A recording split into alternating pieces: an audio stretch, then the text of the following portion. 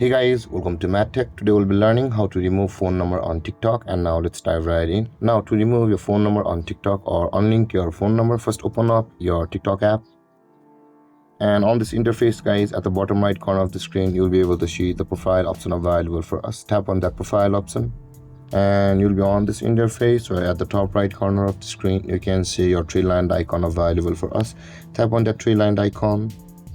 And over here again, tap on the settings option available at the top right corner of the screen, or the gear icon at the top right. And over here on this interface, tap on the account option available for us at the top. And over here you can see the account information at the top of the screen again. And from over here, to remove your phone number on TikTok or unlink your phone number on TikTok, tap on the phone number at the top of the screen and tap on unlink phone. And the moment you tap on the unlink button over here at the bottom of the screen, your phone number will be unlinked or removed from the TikTok account of yours.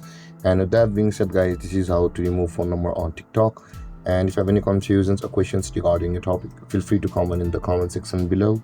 And don't forget to like, subscribe and hit that bell icon for more videos. Thank you for watching guys. Peace.